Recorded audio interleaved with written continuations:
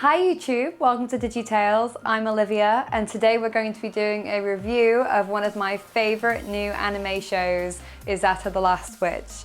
First of all though, I want to apologize for my voice. I recently went on a work trip to Barcelona and it involved an awful lot of socializing, and on the last day I totally lost my voice and now unfortunately I'm going to sound like a bit of a husky man in this video. Spoilers! Izetta The Last Witch is set on an alternate Earth on the eve of World War II. Izetta herself is the last surviving member of a clan of witches who have the power to control any object that they touch. Izetta has pledged her life to protect Princess Fine of Edelstadt, which is the equivalent of Western Austria in real world, from the Germanian Empire. One of the things I really enjoyed about Izetta The Last Witch is the strong female characters. So first of all, we have Princess Fine. When we're introduced to Princess Fine, her father is very sick and very shortly after that he dies. At the age of 15, she is forced into a position of power. And typically with princesses in anime shows, they're kind of shown as a bit of a damsel in distress and a little bit clueless, and they desperately need the people around them to help them. But Princess Fine wasn't really portrayed as that. She was very strategic and tactical. She definitely had a kind of military mindset. She was very determined and a very strong leader, and all of her people adored her at the same time, which I think made her a much more interesting character than that typical, you know, oh, help me, princess in the tower type of picture that you get normally. The second female character obviously is Izetta herself. Again, I think they've made her a very interesting character. So initially she can kind of come across as a little bit clumsy, and she can be quite fun and maybe a little bit kind of awkward. But when she goes into action and when it comes to actually protecting Princess Fine and the country of Edelstadt, it's a complete contrast. She is powerful and strong and totally willing to go out there and seriously kick some ass. And she's a really, really cool character, I think, from that perspective, especially when we see her flying around on her giant machine gun. That's some pretty great imagery, and I think probably a cosplay that I'm going to want to replicate in the near future.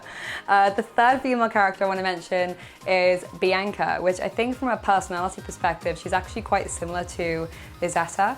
So when she first meets Izetta, she's very unsure about her, she doesn't trust her, she doesn't actually trust that she's going to protect Princess Fine in the way that obviously Bianca would herself. But that changes fairly quickly after a few episodes when she begins to trust Izetta. And we see that she's very powerful, she's pretty amazing with a shotgun, and her troop as well that she leads is also a pretty impressive group of women. So yes, three very, very strong female characters that I definitely approve of. So in the story, Izetta takes on the mantle of a character from Edelstadt's folklore known as the White Witch. And in doing so, they use propaganda and the press to help promote Izetta and her power so they can try and gain allies to take down the Germanian army. The twist in the story, though, is that the White Witch actually really did exist.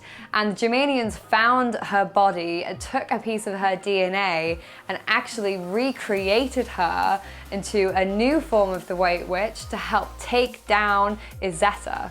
The White Witch, also known as Sophie, is fighting on behalf of Germania. Reason being is because in her first life, her original life, she was fighting on behalf of Edelstadt and helped them defeat one of their enemies in battle. But following that, Edelstadt actually betrayed her, and which eventually led to her awful torture and eventual death. So when the White Witch, or Sophie, comes back from the dead somehow because of this kind of cloning technology that the Germanians have, she then wants to destroy Edelstadt and kill the royal family and obliterate them all, and she's full of anger and all that kind of stuff. And she's actually more powerful than Izetta because she's able to use magic anywhere, whereas Izetta's is actually somewhat limited based on location. And the reason why that is because she's got this magical stone which allows her to be a lot more powerful and use power anywhere, but it also slowly kills her as well. Other than Sophie, the other three key antagonists in the story are Berkman, Rickert, and Otto.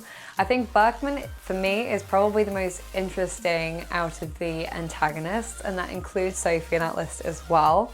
So Berkman is essentially the very, very clever spy character. I think you could probably draw lots of similarities to like a Gestapo agent, for example.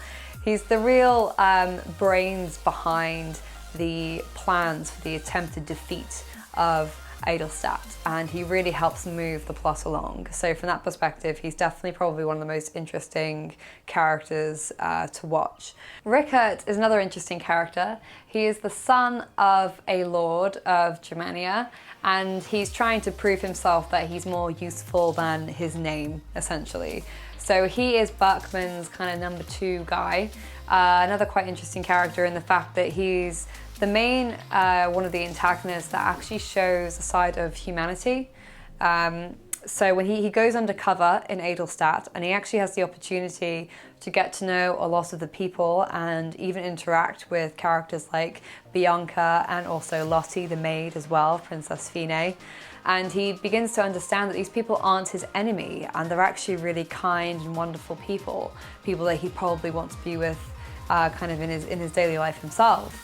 But in the end, he does remain loyal to Germania and does attempt to kill Bianca in that fatal scene.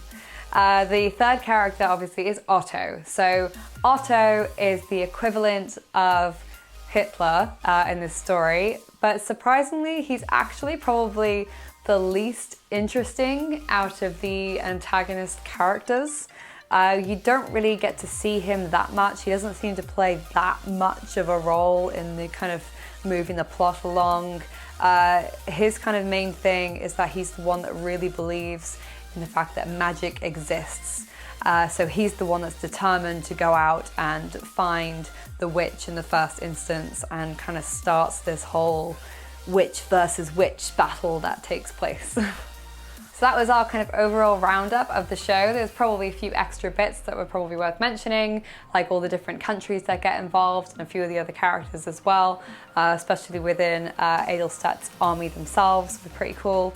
But overall, I think it's great. I'd love to know your thoughts too. Please let us know in the comments if you think the show is worth watching, if you enjoyed it, if you're going to watch it, if you're annoyed that we gave you too many spoilers, sorry. But overall, I think it's a great show. I think it really appeals to both females and males as well because of the different variety of characters and the storyline. It's got enough of kind of a comic relief aspect. Lots of the fun kind of anime titillation that you get as well with, you know, girls' boobs just flopping out everywhere randomly because that's normal. But yeah, overall, really, really cool impression. And honestly, I wish I could see more of it.